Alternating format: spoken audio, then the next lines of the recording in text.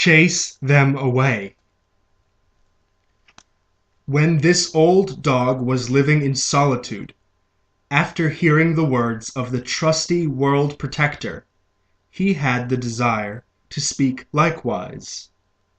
When first I met my teacher supreme, I had the feeling of having found what I wanted, like a merchant having reached the golden isle. That's what is meant by engaging oneself in the many topics and their investigation. When later I met my teacher supreme, I had the feeling of there being danger for me, like a criminal facing the judge. That's what is meant by getting a sound scolding. If now I meet my teacher supreme, I have the feeling of meeting with an equal, like pigeons sleeping in a temple. That's what is meant by keeping one's distance. When first I heard instructions, I had the feeling of wanting to turn them immediately into action, like a hungry person pouncing on food. That's what is meant by making an experience of it.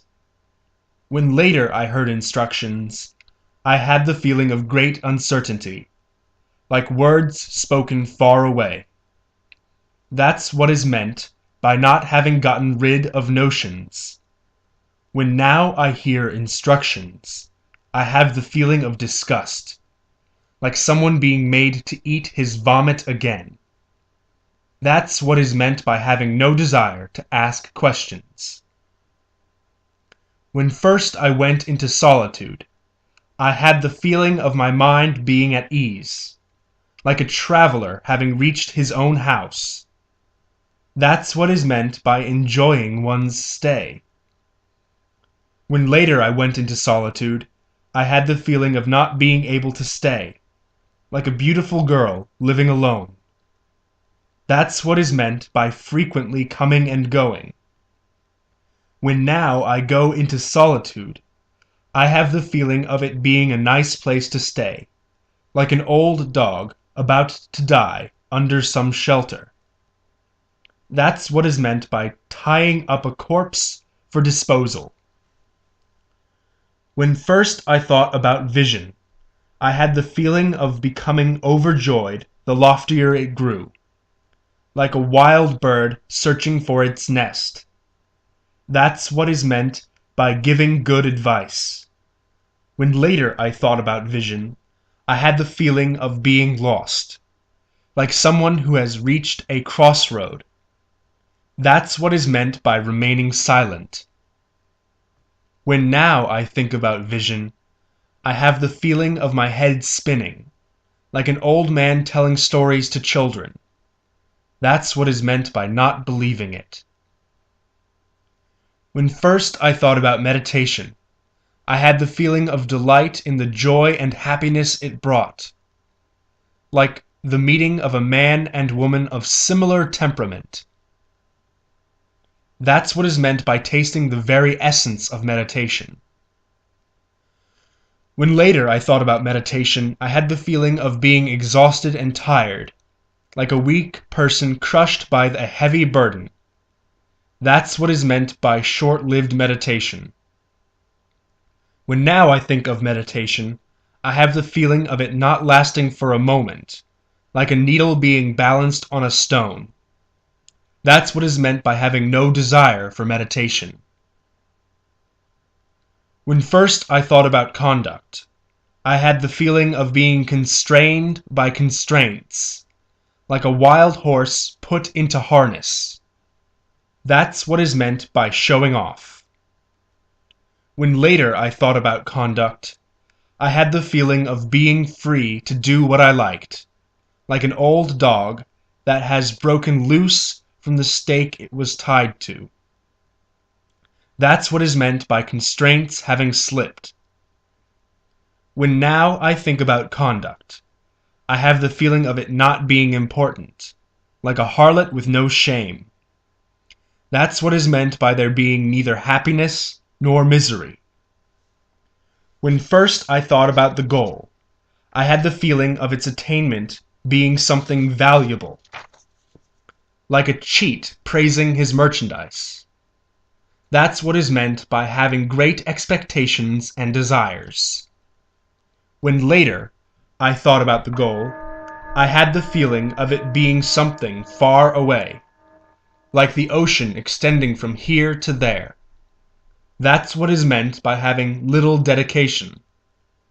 When now I think about the goal, I have the feeling of being without means, like a thief when the night is over. That's what is meant by having cut off all expectations. When first I gave a talk, I had the feeling of being clever and important, like beautiful girls parading in the marketplace. That's what is meant by desiring to give talks. When later I give a talk, I had the feeling of being quite familiar with any topic, like an old man telling worn stories over and again. That's what is meant by being loquacious. When now I give a talk, I have the feeling of overstepping my limits, like an evil spirit harassed by spells. That's what is meant by being embarrassed. When first I partook in debates, I had the feeling of making a reputation for myself, like someone instituting legal action against an obnoxious adversary.